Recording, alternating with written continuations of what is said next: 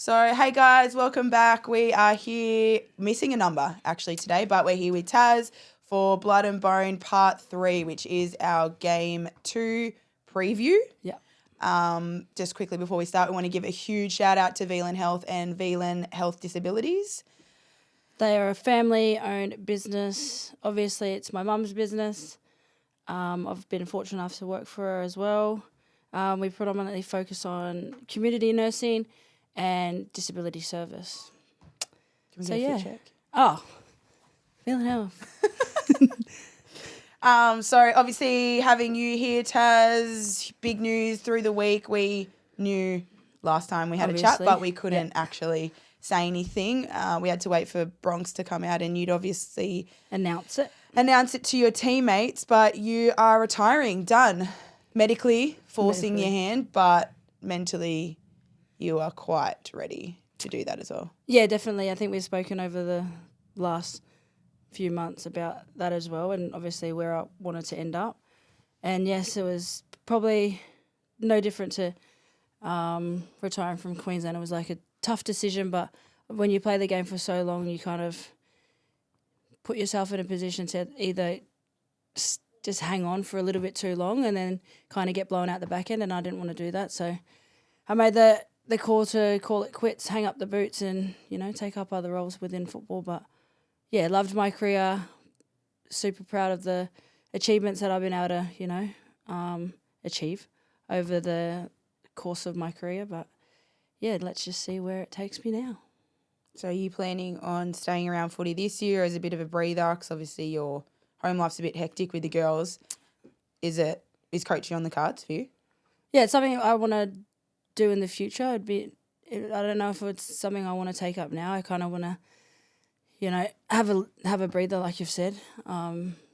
Enjoy some quality time with my kids and just see where coaching takes me in the years to come. I if anything, I just want to, support teams and see how coaches coach. Fortunate enough to work be alongside Norris and Origin and to see how her style of coaching, and that was pretty cool. And so I think for me, it's just like learning the ropes of coaching, because it's one thing to play the game, but it's another thing to obviously coach and develop players into being great players. So I think it's a time and a period now for me to just learn, listen and learn and see if it's an area where I want to be a part of, or if it's just something that I thought I might want to do. Yeah, I feel like you've got really good empathy and people skills, and then your footy knowledge as well there. So it's just about probably you as a person getting the confidence. Like, you're not once you know you don't shut up. But I feel like if I take you to training, so I'm like, hey Taz, can you run this? You're like, oh. So it's just like once you build your confidence and put those two together, I feel like you've got a really good base to be able to make a really very, very good female coach. I think people also overlook the value of quality female coaches. It's a different kind of skill set to men's. Tactically, yes, we want to be coached the same, but yeah, women definitely do need to be managed differently, especially young girls, as the game continues to progress and the turnover and the amount of young athletes coming through, they need to be looked after. I think you'd be the perfect person to be able to help a lot of those girls come through. I think Broncos and Queensland would be silly not to use you. So yeah, we'll see where it takes me. See where it takes you. See where the wind blows. All right, take me with you then. We've got no choice there. So one thing, obviously, we're going to be talking all things preview. Yeah. Teams, all that kind of thing. One thing I noticed is, it doesn't necessarily have anything to do with the teams, it's more a New South Wales, Queensland thing, is when warming up and training, you obviously have got your training shirts. Yes. New South Wales numbers are around the 30s. I know you're 114. Yeah. So I also know that you started playing Origin before a lot of these girls. So I'm like, how does this marry up? You're 114, Shan's 130 something. Yeah. Yeah. What's that there? Because obviously to me, I'm seeing it. It might be something that other people might not actually notice, but I'm seeing that and going, you're only recognising 30 players compared to Queensland's 100 and... Yeah, I think obviously New South Wales based their player numbers off when it became Origin. Right, which is only which is only very fresh. So their numbers are really low. 19. Whereas for us as Queenslanders, we based our numbers off the pioneers of our game when it first started way back when. And we acknowledge every player that's played in the Queensland jersey. If we've missed a number, we've added it. We've added them in, and then everyone's like reshuffled kind of thing. Obviously, your player number is a very special number because it's always etched in history. It's you. That's yours. And it's etched in history, and it's something that we pride ourselves on as Queenslanders. And I think they just dropped the ball a little bit on New South Wales' behalf. That's no disrespect to the players themselves because obviously they've earned that number. But I think when you look at it... well, that's New South Wales Rugby League. Yeah, New South Wales Rugby League definitely dropped the ball on it because when you look at the history of our game, the pioneers of the game, we stand on the shoulders of giants, and you don't want to miss... Like, for us as Queenslanders, you never miss out on the history of rugby league because at the end of the day, that's what brought us to where we are now. Well, you look at, like, your competitions. You've got competitions named after women who aren't recognised. You got Tasha Gale. Yeah, one of the biggest advocates for the women's game. And then you don't even have a Tasha Gale number. Or, like, she's saying, I'm number... I wouldn't know because I don't know what number she is. But, like, I'm number whatever, 1. But really... Who's number 1? It's Sammy Bremer or Kezzy Apps or who? I don't know how it goes. Who is number 1, but at the same time, I'm not. For me, it's like a bit of a kick in the guts to the pioneers of the women's game within New South Wales, especially when you look at an Origin match, it's the pinnacle for some players. Yeah. If not for the rugby league community, it's the pinnacle. So to not have them honoured or recognised is, I feel like it's a kick in the guts. Well, I loved watching Breakthrough on Channel 9. I thought that was a great piece. I would love to see more of that and little like series like that on Channel 9 and Fox. Love the, I guess, behind the scenes stuff that we definitely don't see in the women's game, and that's why we started this. So to be able to see that aspect of the women's game was awesome, but that's also what made me think about it too. Like I watched that on before game 1 and then rolling in and seeing the girls around, I'm like, isn't it sort of a bit hypocritical to be like, but I mean, what can you do? Shout out to the pioneers in New South Wales because I think that's pretty tough on them. And I'm sure the girls would probably be feeling the same as well. Yeah, realistically, 100%. Like you're like, I'm number 5, but you're like, I'm not the 5th. Well, the players they have within that group, like I don't see Sammy Bremner ever turning around and being like, I'm number such and such, and not recognising the... Yeah. Because she's very much a pioneer of our game herself. The players are onto it. So, I genuinely believe that the players would be questioning it as well. But obviously they don't make the calls on stuff like that. Yeah. So, I would love to see New South Wales definitely recognise rectify it. Yeah. Because they actually do go like, whatever, if we say 18/ and they actually do recognise that number like online and that kind of thing as well or wherever. But on the jersey they obviously just have the 1 number, which is their state of origin number. Interesting. Team list. So New South Wales go unchanged. I mean that speaks for its don't change something that's not broken. That's exactly what I was trying to get out of my mouth, but it wasn't coming out. It's scary to think that they did that off the back of no footy, both teams are playing no footy, but they did that on the back. That's their game 1. Yeah. And they're just building from there. Well, do they build from there or do they plateau? I think they get comfortable. That's the risk that I think, and many people talk about that, the risk of winning game 1. It's not like, you're getting cocky or it's like, whatever, but the feeling of winning game 1 and knowing psychologically in the back of your mind that you've got 2 games to win it, technically, compared to Queensland or that mind frame of do or die now. We have to win. Otherwise it's a dead rubber. And obviously no one wants that. Like just the 2 mindsets. What do you think happens with New South Wales? Like they did it last year. They got not necessarily got complacent, but they came out, had an outstanding game 1, went down for a gritty game 2, took it to a game 3 in Queensland. Bit different this year, a decider in Newcastle. But I guarantee that the chat around their camp is we are not letting... Don't take your foot off the throat. Then we're not letting happen. On the throat. So for me, like in versing them in past years and obviously them winning game 1 last year, it's a hard one to say because obviously when you look on it from Queensland's point of view, it's do or die. And then you look at it from there, it's kind of like foot on the throat. Do we just seal the deal here and stay in the game, or do we take our foot off? And that's the hardest part, the hardest battle you have when you win game one is to keep the foot on the throat to then win game two. I believe they definitely have the team to do it. They showed that in game one. But I know Queensland also will come out hungry. So it's hard to say, will they be able to seal the deal or will they let it slip away? Yeah. The obvious inclusion for Queensland, Chelsea ask and Duzzi. you shall receive. And we asked. Yeah, so Duzzi back in. I'm super happy that she's back in. I think there was a lot of controversy around the selection and her not being in the team, and I think people need to understand that yes, it's the coach's team, but there's a panel that select the teams as well, and we wouldn't know that because we're fans of the game. But there's definitely a selection panel that have a say in what goes on. Do they make the final say? I don't know, but that's like any team even in the men's. Like I feel like it's made a lot more public in the men's. Like in the men's, this is a selection panel. It's a discussed thing. Where in the women's, it's sort of like the selection panel isn't really mentioned at all. Whether people realise there is or not might be actually news to people, knowing that Norris isn't the only voice or Strange isn't the only voice there. But yeah, it obviously.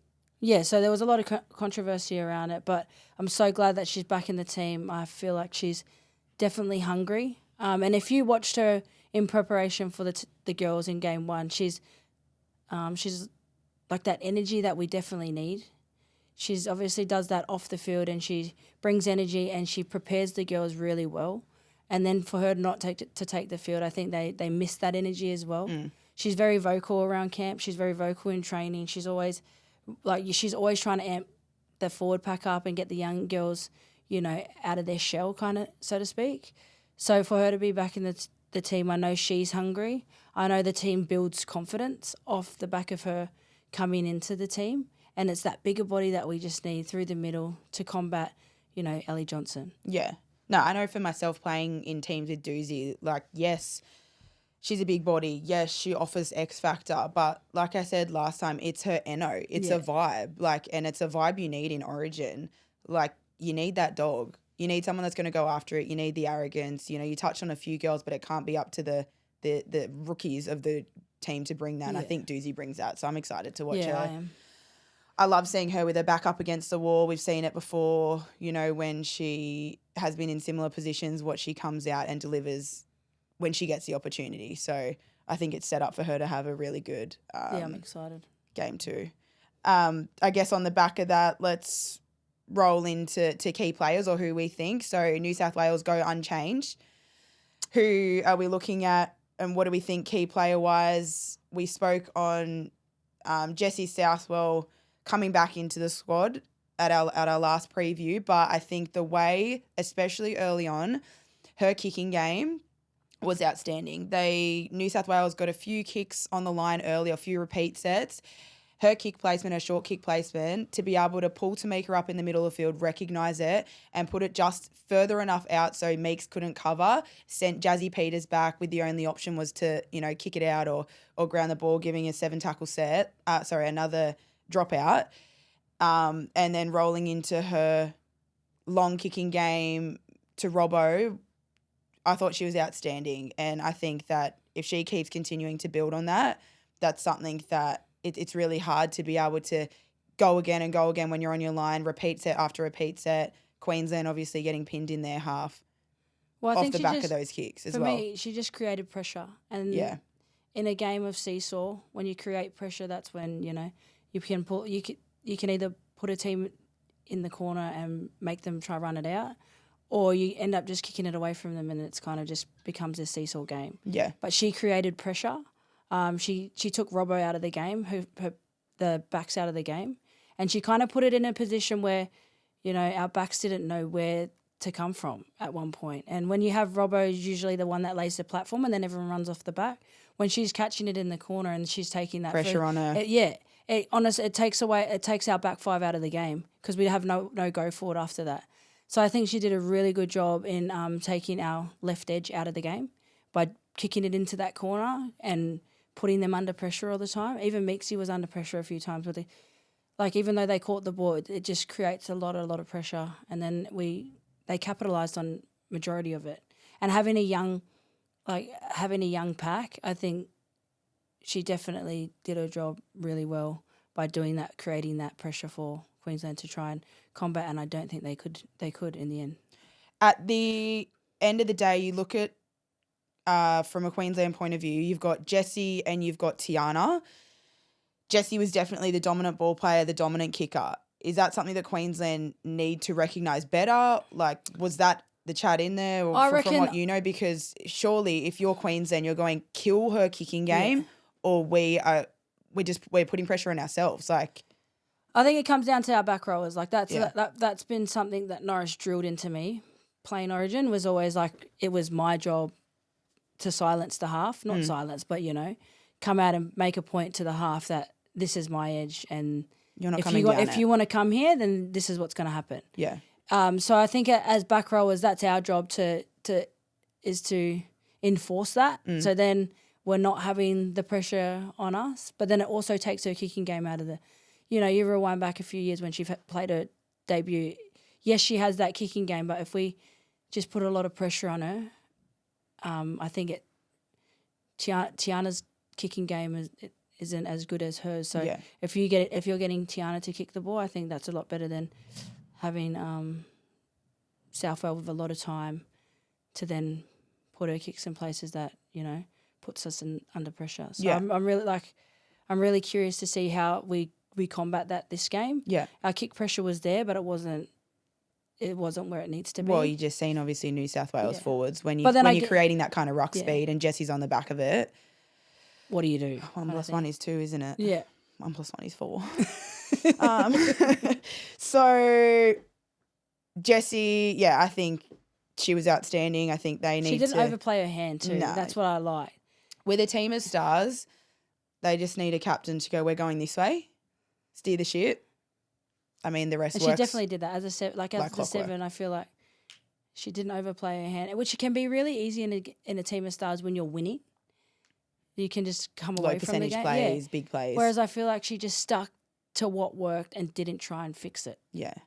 Yeah, I feel like there's also, since the last time she played, I feel like, you Liv Koenigs, Keely, like even that little bit of a Roosters connection in there, it probably takes a bit more, like a bit of responsibility off her as well to feel like, I need to do this. Like she actually just gets to go in there and know that control your edge, work our kicks. Do your job. Yeah, and then, get early ball to obviously your guns outside you and the rest sort of plays out for itself.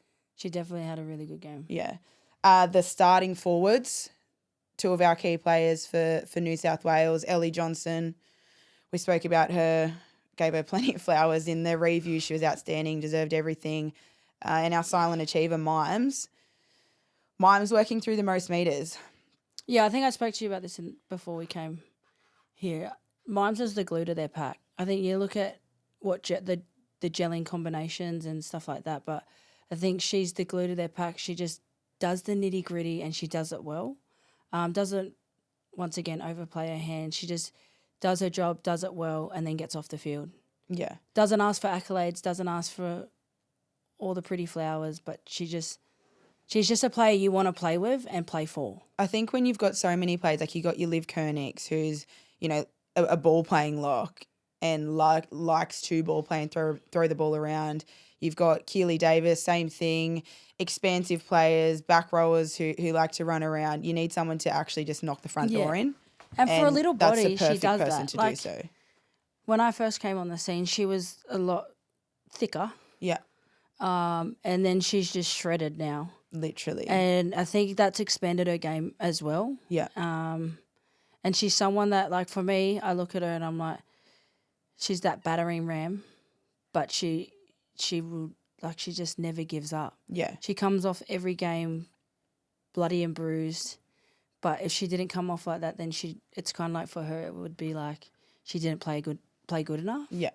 So she's someone that's definitely I think they they rely on her a lot more than we think. Realise, yeah. Yeah, and then the game thinks kind of thing. She's just one of those players that flies under the radar, does her job, does it well, and that's exactly why they need her in a team. Yeah, 100%. Who do you think is going to, for a game 2, possible closeout, take it into a possible dead rubber for New South Wales? Who do you think is set up to have a big game?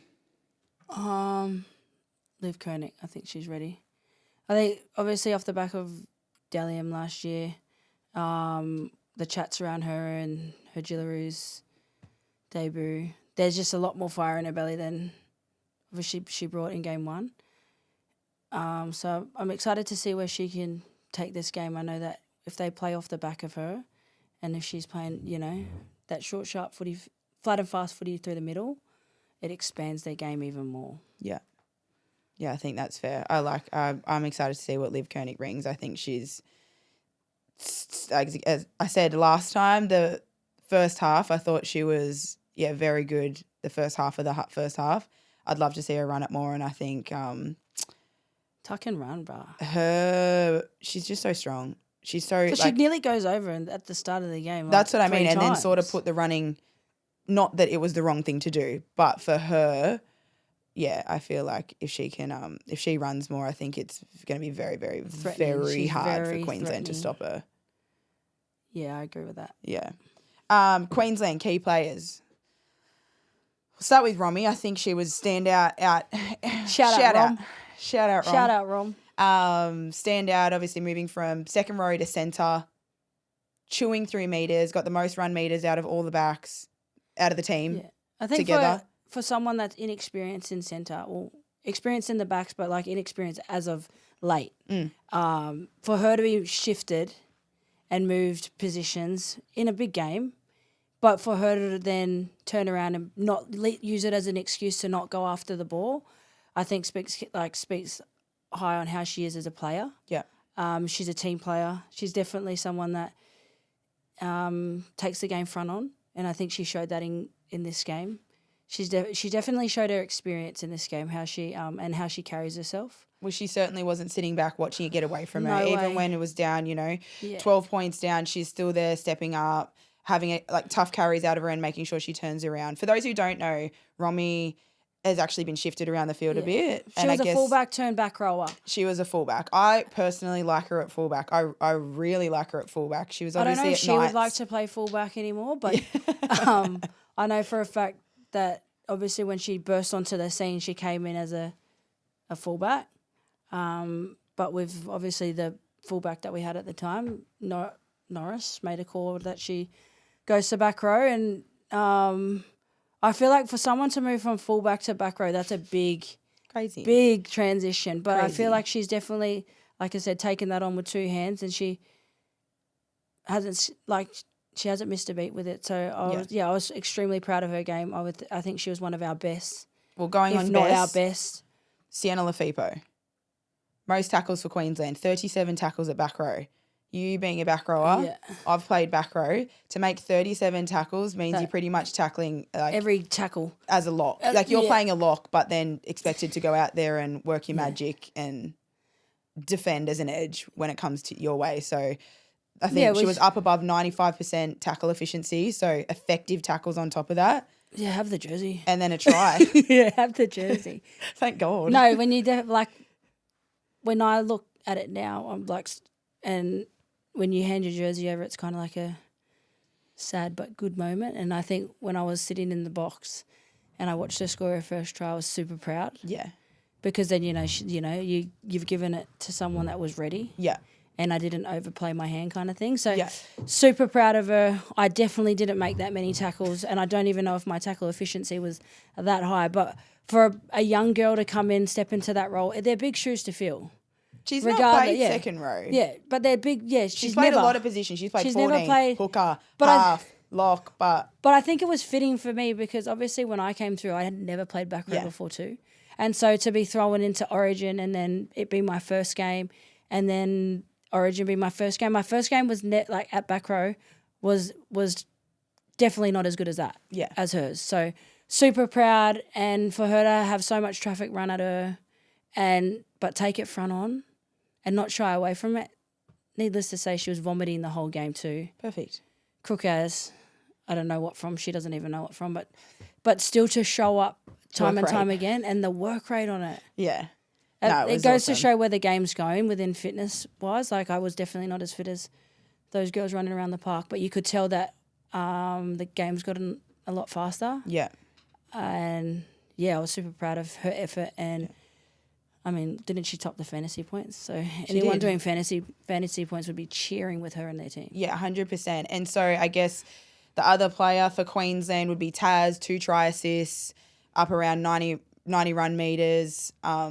It's not that she didn't, like, you might look at it and go, oh, she's had a quiet game, but it was obviously just the pressure that New South Wales put on. But you still look at those numbers and you're like, you still had a great game. Like, you had a hand in. Well, you both. Look at Southwell, and we spoke about it before. She was kicking to that corner, and so it takes Taz out of our game, kind of thing.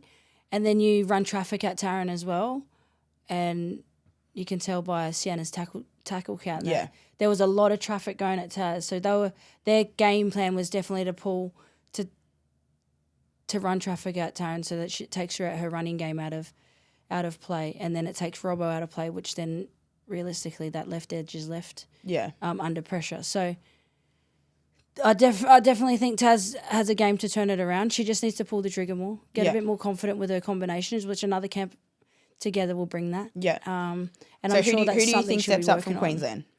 on. Oh, it's definitely going to be one of our halves. Yeah. If not Taryn, then definitely Ali. I think they're hungry to have a good game, and I feel like both of them are bounce back players. I don't think they'd be like, not that they had poor games or anything. Just I think that they personally would be. They're down in confidence.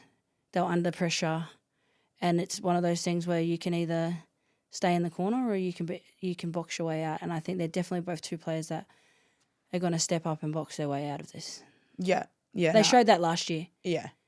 Yeah. I'd love to see Duzzi as well. I mean, we don't know. Oh, she's going to have a blinder. We don't know where it's going to fall, like starting off the bench. I'm not sure. What do you think is the best place for her to? I reckon you start for Queensland. I reckon best case scenario. Yeah. Would be start Duz, just a big, especially if they're going to bring Ali on to start as well. Yeah. You need someone to combat that. And I think we didn't have anyone, not that we didn't have anyone, but we got rattled from the kickoff, and we just need someone to combat another big body, let them go at it, and then bring them off. Yeah. And then bring one back, like bring Duz back on in that period of the game where she can open up the game. Yeah. So you think maybe first and last, bring Mackenzie on as a bit of a worker before and after halftime?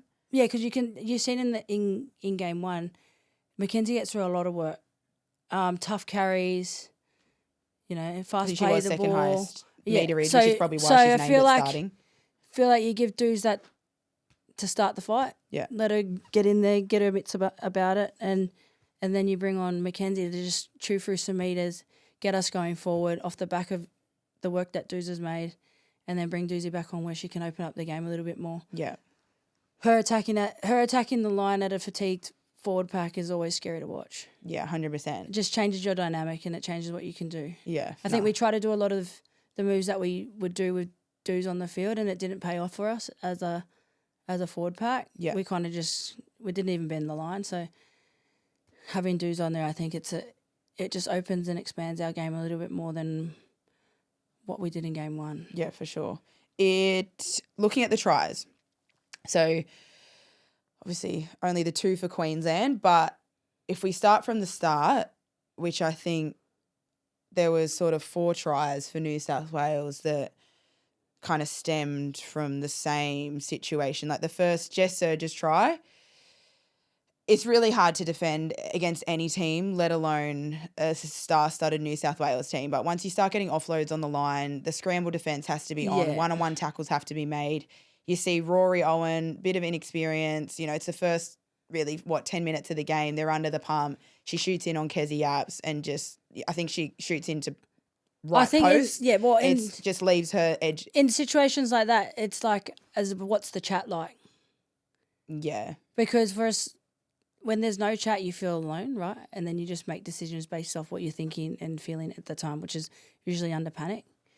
And then being inexperienced, panicked, you're going to probably make 50-50. It's going to either be the right or the wrong choice. Yeah. And I think that was one of those situations. It was like she made a decision, she tried to stick with it, and then it kind of didn't pay off. And well, you just run see, straight through. Taz actually covers around, like, gets a hand on Surges, but not quite. So it's probably a thing Especially that's on the fixable. line. Yeah. That's fixable. Whereas if she just stays connected in the line, it's a different outcome. Yeah. That in itself, though, there was a couple of tries, the first Frezard try, the Isabel Kelly try, the disconnect in edge defence for Queensland against a New South Wales side like that with edges like Surges and Isabel Kelly and Abby Church out the back. You give them a disconnected line and send people up, people start missing or, those one-on-one tackles. Well, that's what they're looking for. They're broken play players. So if you show them space, they're going to take it. You're backing New South Wales one-on-one. Oh, 100%. Yeah. They're just too powerful. They're fast. They're athletes and they know how to finish. Yeah. So give them an inch, they'll take a mile. Yeah. I think we've seen too, Abby Church try assist coming from just her footwork, and I think, Scissor missed one and Rom misses another one. It's un-Queensland. Like Scissor hits those and is known for her defensive play in Queensland. But I guess the pressure just mounting too much. It's something that Queensland definitely need to fix. I think it's the confidence around a new pack, and that's all I can put it down to, because year after year before then, we're making that. I think something I consistently seen and spoke about it after game one is how bad Queensland's numbers in the middles are. They just were so poor consistently. And that's not even like just on the line. Marching down the field, watching Queensland's middle consistently get numbers wrong and look for easy options out. I'm talking 3-on-1 on short sides. Like bad numbering, which then just continually gets as a habit. You're not in the habit of looking and numbering off and making sure that you're helping your edges. Of course, you're always going to get stripped for numbers. That's origin. You've got the players to do that, but it makes it a lot harder when your middles aren't pushing and flipping where they need to. And rather than a one-man overlap, you end up with a 2 or 3 just because of, I guess, defensive effort. Yeah. Like I know Meeks would be at the back calling numbers. Yeah, definitely. And I don't have anything to combat that. I agree with what you're saying. It's like poor number reading, and it happens a lot in the women's game. Is it something that we need to work on? Definitely. But in the nitty gritty of a game like Origin, you can kind of get caught in just like the going through the motions. Yeah. Not that you're not listening or anything. You just think you're doing the right thing, but sometimes you're just ineffective as well. Yeah. So it's definitely something that obviously Queensland will need to work on in this game, and I definitely think that they will be going through all of this stuff that we're talking about with Norris being their coach and obviously knowing what Norris is about. So. Yeah, it's annoying when you're watching it and frustrating when you're watching that obviously that it's just one person can fix it, but they're just not. Yeah. New South Wales, looking at that too, I don't think they necessarily took the options all the time. So it's crazy to think in their review if they've got a 20-point differential, that's their starting mark. Then they go into review and they look at all the things or the moments that they've missed or, the opportunities they didn't take. 100%. They definitely will be. It's like I think there was a few opportunities that we could have taken the short side and we didn't, and it was probably an opportunity where we could have probably scored. Yeah. So they definitely will go back to the board and watch all of that stuff. So it's scary. It definitely is scary to think what they could do if they do choose the right option. Yeah. We've got Emma Varon coming off the bench, but Keely Davison is crazy. Keely Davis is Harley Davidson. Whoa. Keely Davis is an out-and-out hooker, so you'd expect her to be able to be on the ball. I think she ran for like 50 metres, which she genuinely gets through quite a bit of metres, quite a running hooker. I think nippy, she actually... so it's hard to tackle her. Yeah, I think she could set up as well for a big game. She always has a big origin. I feel like she's someone that... just gets them moving, like gets the forwards going forward, and it's good for New South Wales because she is so crafty with the ball as well. Yeah, and so it's going to be exciting to see her see what she can do this game because I think she's still got a lot more under her. Her short kicking game on the line too. Tagger. Yeah, it's actually she didn't even really do too much with that. So yeah, it's exciting to see. Did they take everyone's kicking license off them though to just strip it back so that Southwell could just do what she was doing? I feel like they really stuck to their game plan, they never came away from it. They just stuck to the game plan and it was working, and then they played the whole game doing the same thing. Yeah, and which is very frustrating when you come up against a team like that. And what do you think that game plan was? Kick to just for the kick audience. To Robbo, yeah, jam up, which they did. They shortened their defensive line, jammed us into a corner, which then put pressure on our kickers. And you look at from the kickoff and put us under the pressure straight away, and we kick it out on the full. No different to that. So they just jammed us in a corner. We couldn't get out. We either dropped the ball, or we kick it from a place where we don't really want to kick it. We weren't ending our sets how we wanted to. Yeah. And that you put us under pressure like that, you just get frustrated and more frustrated. And I feel like we were trying. It was one of those games where you're trying so hard, but you're getting nowhere. It's going backwards. Yeah. And that's a lot of the chat that I had with a lot of the players was just the harder we tried, the further away from success we were getting. So they definitely just smothered them. Yeah. Which then frustrated them. And we had glimpses of times where we had the ball and then times where we could have probably done something with it, but we couldn't because we were so smothered. Yeah, I feel like it just suffocated us. New South Wales got the balance right between X Factor and hard work. Sometimes in the past we've seen New South Wales come out and just skittle use with skill, but I feel like they actually got let's put it on, let's play with flair. All right, now defensively, let's turn over and bite down on the mouth guard and just roll our sleeves up. And I think they got that really right, which is something that normally watching is a Queensland thing defensively, that hunger. But I think it comes down to they're looking down the barrel of a three-year loss.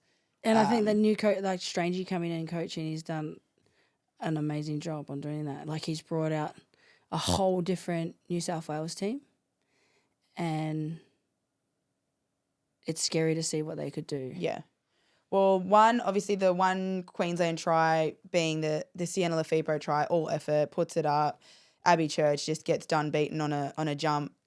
Robbo goes which is aerial. Hard when you're coming up against Robbo. Oh, look. This is the most athletic person in the whole game, arguably.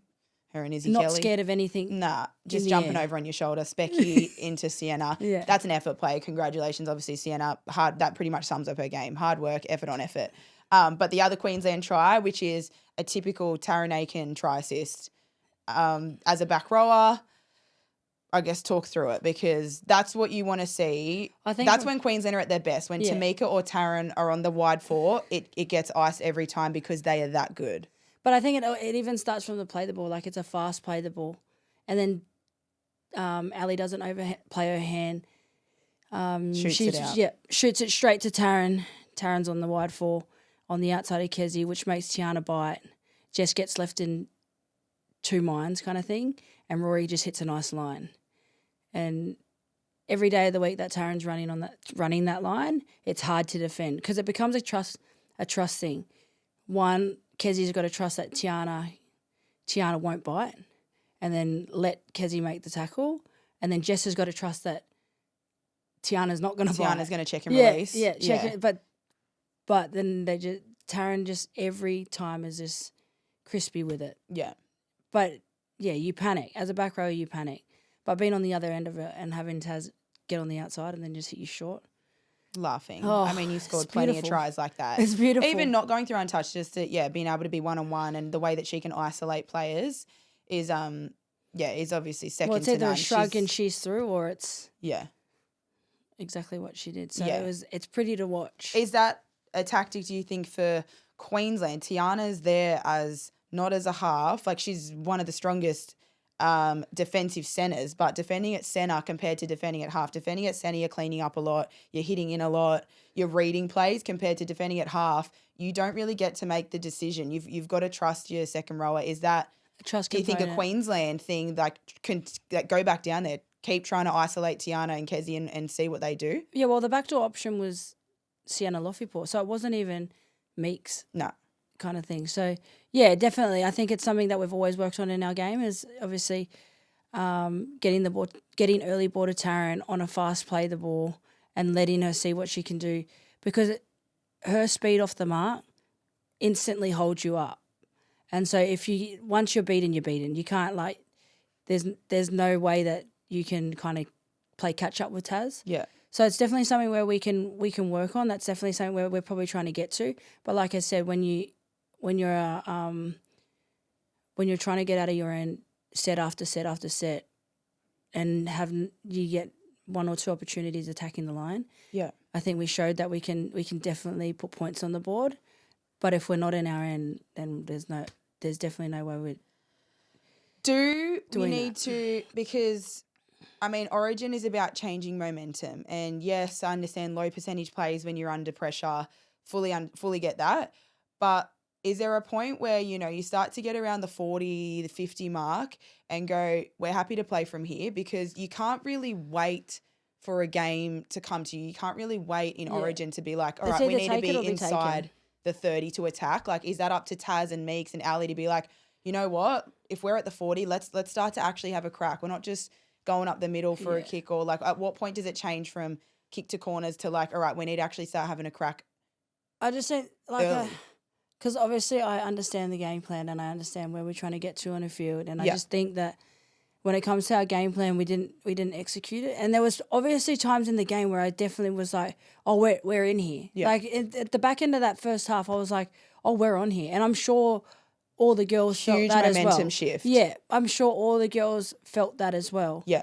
But I just think because we were under the pump so much, we're trying to reinvent the wheel and we weren't sticking to our game plan. There's obviously times where you look and you're like, what are we doing here? We're not getting to any points. We're kind of just chugging along and trying to go here, there, everywhere. And there was no shape and play. Yeah. Because I know for a fact when I was playing, it was definitely get to this point, we're going to attack here, we're going to attack there. But there was a lack of seeing that. Yeah. And I would love to see it more. I'd love to see you can read a game plan when you're watching the football. Yeah. And if you look at New South Wales, there's kick to our corners, tighten our defensive line, bash them up, and then they're only making like 30 or 40 metres. Yeah. And that's with the kick and play. And that's with when the kicks and play. And then they're attacking in their half by the time Abby Church catches the ball and runs it back, if that makes sense. And then you have the likes of Izzy Kelly and that coming off the back of that. But that's what I mean. Like you can read a game plan, but with Queensland it was very choppy, changey. You didn't know what they were. It was very unpredictable. Individuals trying to solve problems. Yeah, it was just kind of hidden hope kind of thing. Yeah. No, I agree with that. Queensland squad, Duzzi is the only change. We spoke about the depth last time. Who would you like to see? Because we're thin sort of, I guess, all around. Like it seems like each year there's new girls, which is fine, but there's not really consistent development players that have been there that are then like working through it. Sort of like you get put in development, then you're in, and then there's someone else, or you get put in, you're out. Like, I think for us it was like obviously when the rule change came, and I probably haven't spoken to you about this much, but we lost a few players when wanting to play for New Zealand or for their country. Mm-hmm. Who did you lose? Tessa Pule. Yeah. Losing her was big because that would have been the next generation kind of thing. There was obviously me, then it went Tiana Rastran. Then coming after that was like Romy and Ortessa would have been seen in the mix. Like we have a lack of back rowers in Queensland, obviously, that are ready to go.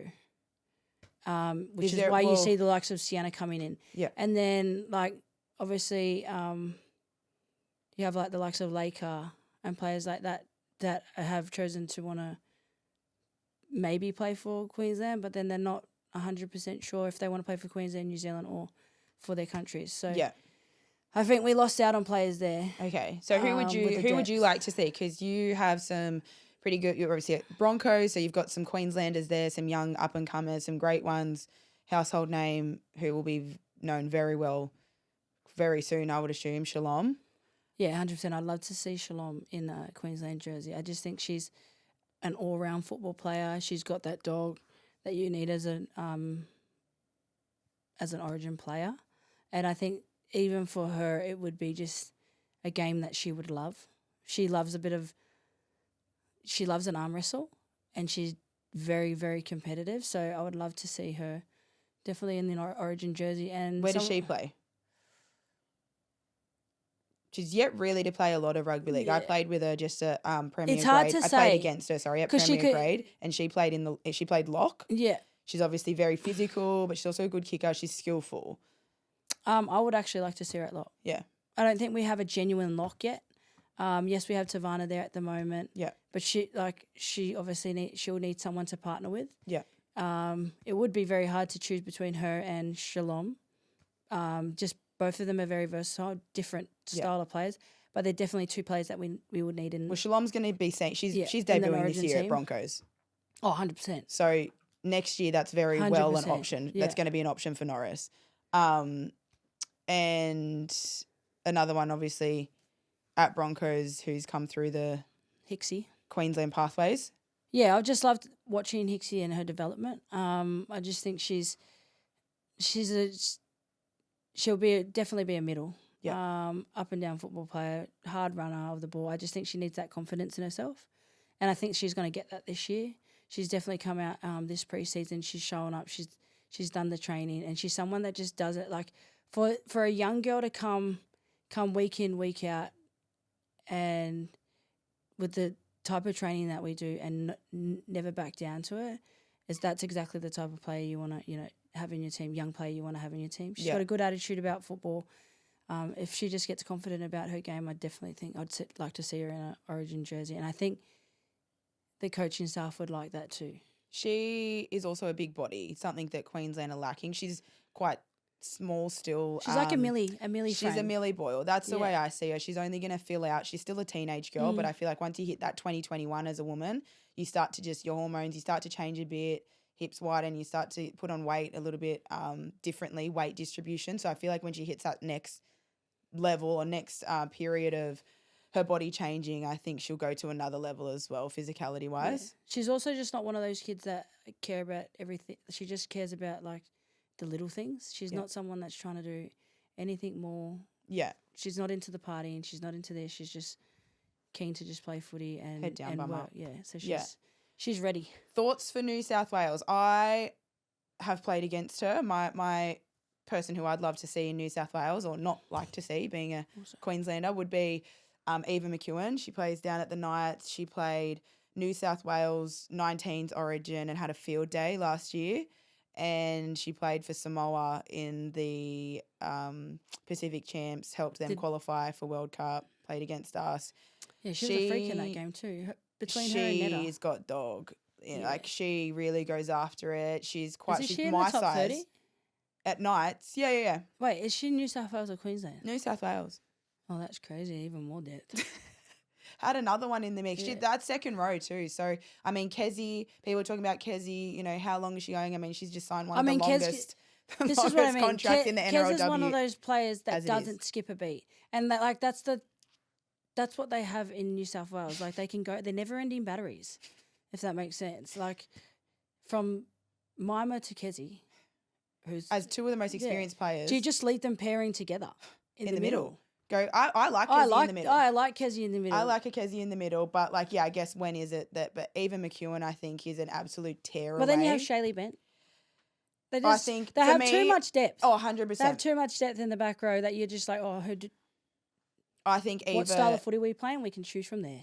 Literally, Eva for me is like the next back rower. I mean, she's behind. She's a lot like Yazzie. Yaz Clydesdale, exactly. Yeah, that's the NO she's giving, like win at all costs. And then she's got the body and the skill and speed to do it. So I'll be excited to see where that goes. Yeah, I agree with that. That's good. Yeah. She had a really good Samoan game against you. Yeah. She won them the game pretty much, her and Netta. Yeah. Clutched it. Let's not talk about that. Anyway, moving on. Jeez.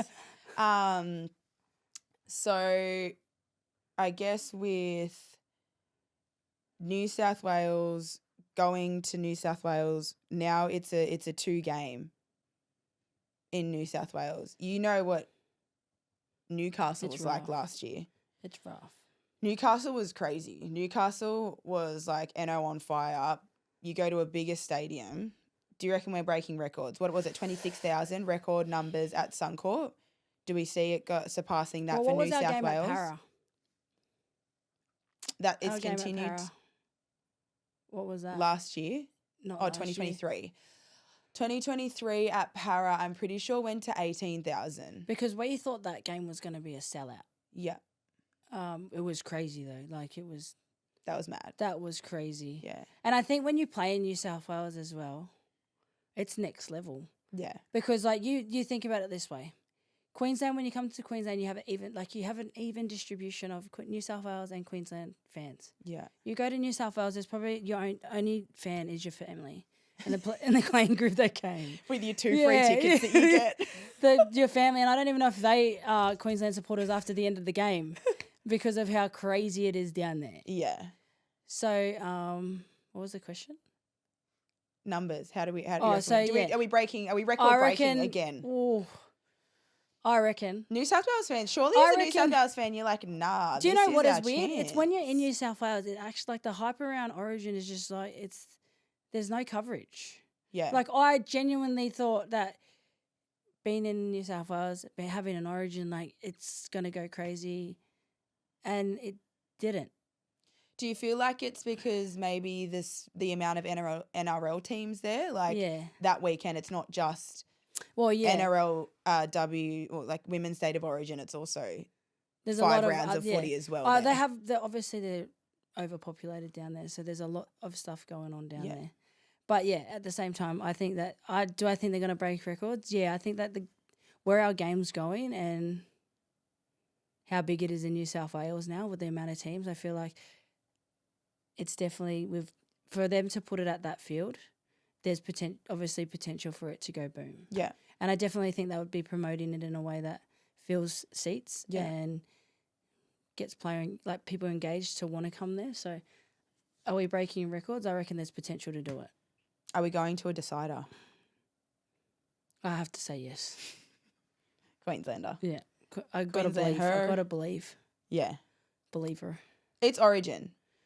There's as I do think, and I've said it, I think there's transitional stage that Queensland are in at the moment, and the power position that. Sorry, did I say Queensland or New South Wales?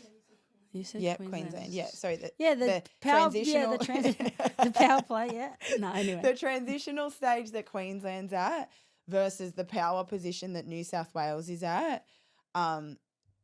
I definitely think Queensland could do it. I'm not saying absolutely no way because Origin. I've seen the NO, and I know the girls and the NO they bring and what they believe, and I've seen you and how locked in you are at Origin and just what it means to you. So I think anything can happen on the day, but it's really hard for me to think that it goes to a decider in New South Wales, and it really pains me to say it's the possibility of a dead rubber. That's really Queensland. I feel like the skill that's on display, and I'm sure Queensland probably know this as well, as individuals, the skill that New South Wales bring, everyone in Queensland needs to have their best game. Yeah, I don't doubt that. It's the same thing, I feel like, mentality-wise. I know for us, when we played Fiji last year and we were playing Samoa, we had the whole Samoan team was NRLW. We had 5 NRLW girls in our Fijian squad. Going into that game, did we have belief? Oath. We knew we could do it because we knew what we had. We knew what we had. We knew what we could do together. We weren't worrying about them. But at the same time, the chat before the game is middle specifically, we realised we all need to play our best game. This is going to be the hardest game of our life. And I feel like that is the mentality that Queensland will have and they need to have and they need to execute. This is do or die now. Yeah, I feel like that, leading into games like this, we definitely have that mindset. Yeah. And I think we thrive better in the environment of having our backs against the wall. I definitely believe that they can do that. They can come out and showcase something that obviously New South Wales will be shocked about. Yeah. And I think that this is the prime time to do that because of the rebuild. Yeah. you know, you're pushed into a corner. All the doubt is going into every single player in that team, if not more to the, you know, the young girls that are coming through. But I also believe that they have the team to turn it around. If you look, like, obviously when you look at the game, it was just key opportunities we didn't execute on that probably lost us the game. Yes, the scoreboard doesn't reflect that. But, yeah, I have to believe that they're going to turn around and do it. Do I believe that they have the team? Yes. But like you said, every player is going to have to come out, all guns blazing, and no one can take a backward step kind of thing. So it's going to be difficult because it's in New South Wales, but I also think we play our best footy in New South Wales. Yeah.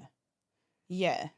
Again, backs against the wall. But I think that's also But on the flip side, I think New South Wales have had enough of that as well. I hope they have. But then I don't hope they have, kind of thing. Being in the middle right this second. Like, I hope, but I don't hope. Yeah. But yeah. No, Stranger's definitely done a really, like, an amazing job with what he's done by taking over. Yeah. You can see that hats off to him, because from a coaching standpoint, he definitely had enough. Yeah, from a coaching standpoint, he made it clear it was a new team. He came out. He backed himself. The players obviously bought into exactly what he was saying. And look at the result. He didn't even need to say anything after the game. I wouldn't know if I was him as a coach. I would have just been like, the proof's in the pudding. I'm not taking any questions. The proof is in the pudding. 20-point differential at I mean, court. everything spoke of exactly what he did. The scoreboard reflected it. The way they played reflected it. His selections reflected it. So I think everything just spoke volumes of exactly what he wanted to do. And when a coach backs the playing group and the players that he selected, I think that goes a really long way, and that's why they played so well. If you are New South Wales, like what's the chat, I guess, now for New South Wales leading into this? Well, you just think consistency, just stick to what we're doing because it works. And we just... I'm really worried for Queensland. And we fix... stick to what we've done. Worried. Don't change anything. Stick to what we've done. And we just tidy up the things that we didn't do so well, which is like the poor execution. The 1, 2, 3 poor executions. Yeah. The drop balls. We tidy up that part of our game. I don't want to know what they could do. Yeah. Well, I'm actually heading I know what they can do, but I don't want to know what they can do. You don't want to believe it. Yeah. I'm heading to Burleigh Bears are having a pro session against Queensland tonight. Yeah. Which should be good. I'm excited to see the girls, see Duz in camp. I think she'll be stoked. I'm really excited to see her. But it'll be interesting, I guess, to see how they are. I'm sure they'll be firing as they always are. But yeah, it really is do or die. We could be sitting back here. I won't be coming back. I'm actually taking sick leave on Friday. We could be coming back looking at a series done. Yeah, and we'll be done with this podcast.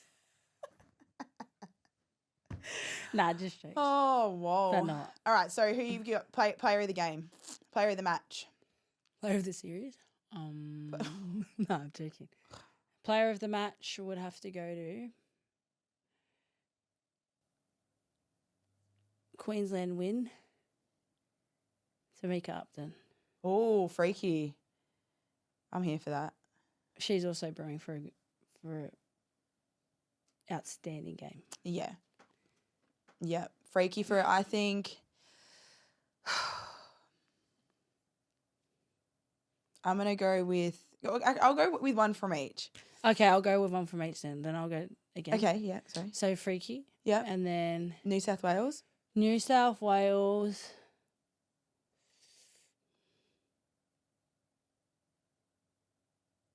I'm going to go... Oh, I think it's going to be a back. Mm-hmm. They never choose forwards these days. Oh, geez, it's only been 1 year. If we're recalling right. No, actually, the forward was player of the series was a forward last year. Yeah, that's right. Jokes. I'm just joking. But it's hard to choose a forward in New South Wales. But I'll go clean sweep Isabel Kelly. Yeah. Gun. Or Koenig. Yeah, I think New South Wales, I reckon maybe a Tiana Penatani. I thought she did a lot of work off the ball, like you said, playing that sweeping role, but she only ran for like 50-something metres. I reckon she injects herself a bit more into this game.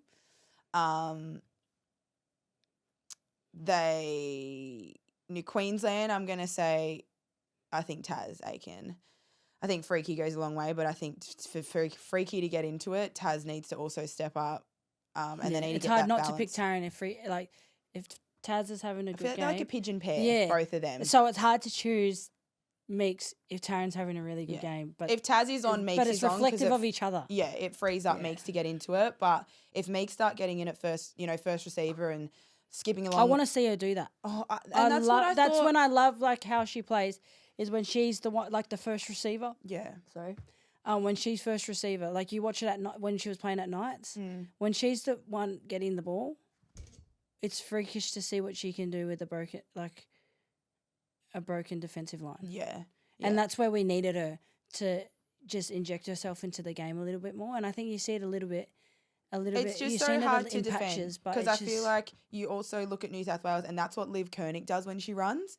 Like at first receiver, it's obviously Liv isn't Tamika, but it's a genuine running option when you also know that they've got a pass on the back of it. Well, Meeks is also a tempo player too, so she holds you up and then she'll take you in the out and she's speedy as well.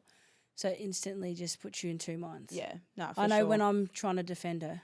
Yeah. I got caught catching air a few times. Don't talk. I don't want to talk about it. We've already spoken about okay, the moving on. NRLW debut and we're not going back there. PTSD, trigger. Yeah, cool. Well, that's us for today, I think. I'm very nervous. Yeah. I got a lot of anxiety, but I'm excited at the same time. They can do it. I've got to say. I believe. The tip's New South Wales for me. I've got to go Queensland. Here's hoping, fingers crossed, praying to the footy gods. Queensland, pull it out. Everyone works together. They have a blinder. We go to a decider in Newey. That's the goal. Hope. That's what we hope. One game at a time. Shit in my pants, bro. And that's us. Thanks for listening.